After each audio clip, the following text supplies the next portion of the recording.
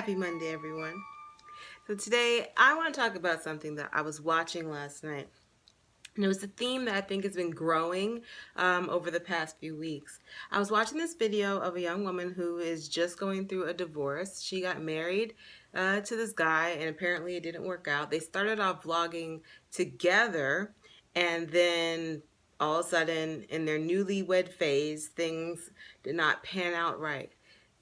This couple, and especially her, were like hardcore Christians.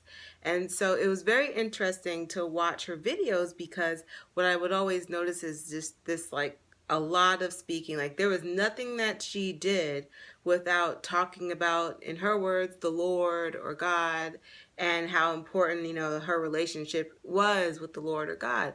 So I was just listening to everything she was speaking about. And this is the thing, when she talked about how her and the husband at the time got married and the previous relationship she's had, for me, I could easily see, I'm like, oh, okay, well, she doesn't love herself. Like, that's not something that she's, like, stepped into yet.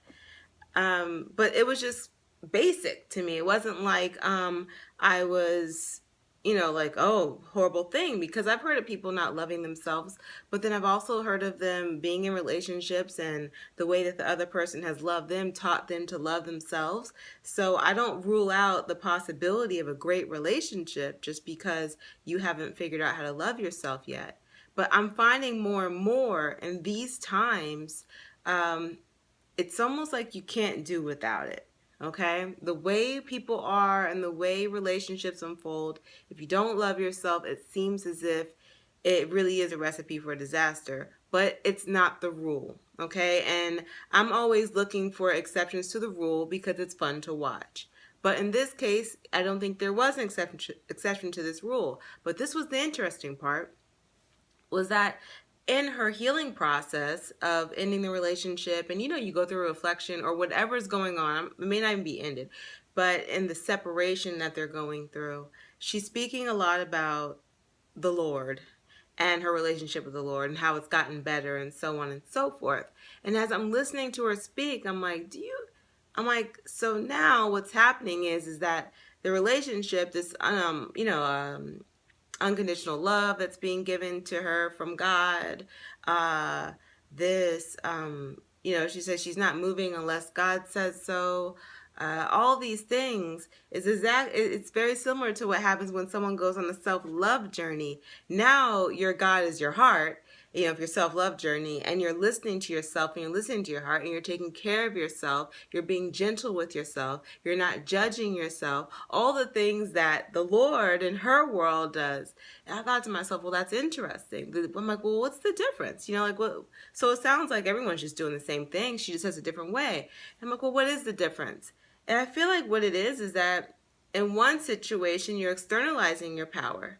And the kind of scary part about that is she's using a title, God or Lord, and depending on what all the people who agree to those terms, God or Lord, when you go to church or something like that, they now can decide what this God or Lord can do or feel. And I saw that in her post. So there are people saying, God doesn't want this for you, or God says you should stay married, or all of a sudden this relationship that she's creating. And that's why I think in church they do that caveat, it's a personal relationship, because they're trying to wiggle their way out of this system in a way so that it works for them.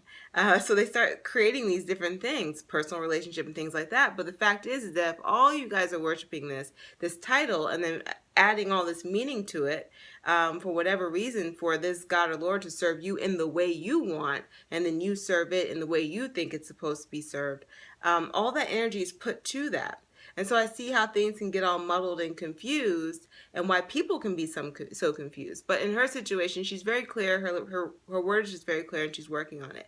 But what I'm finding is with people who watch my channel and people who are maybe not into that, self-love is about you loving yourself unconditionally, giving yourself that space. It's about doing that, but the only person that you are relying on is you.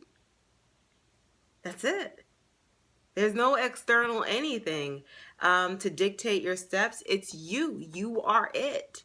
You are that will love yourself unconditionally and infinitely, to infinity and beyond, no matter what's going on. You are the one that will guide your steps. You are the one, and you have to learn to listen to yourself. And this was amazing. In her video, she was like, I'm really learning to listen to God. And I'm like, wow.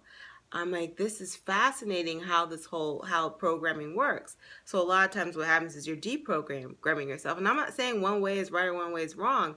I'm just finding that we aren't really doing things too differently, other than the fact that when you start to become, and she talked about sovereign God. So when you actually decide that you are sovereign and you are in control of all that, then you become the one. And if you're willing to take that responsibility, it's an amazing journey that it will take you on. And one thing that I've learned is that when I started my own self-love journey, the word love, which is a title in itself and to me is a spirit in itself, I started to even let that go, because I started to feel something that was beyond any words or any title, any definition, something that I almost felt was beyond love.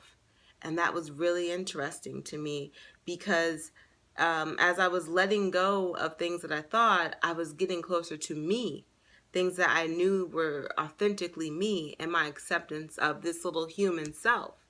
And all I'm saying is that it's a very interesting journey, and I want you guys to think about your words, and when you need to bring love into your life, as I know so many people do, so that you can have that security and that trust, confidence within yourself, and all of those things. Love eventually goes beyond something, and that's what you're looking for, that sweet spot in which there are no titles, there are no words. The only thing you have is yourself, and it sounds like you.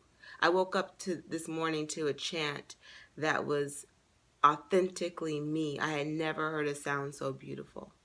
Okay? That's what kind of lies ahead when you begin to tap into yourself. All right? Okay. Happy, happy, happy Monday. Have a beautiful week. And hallelujah, holla magic.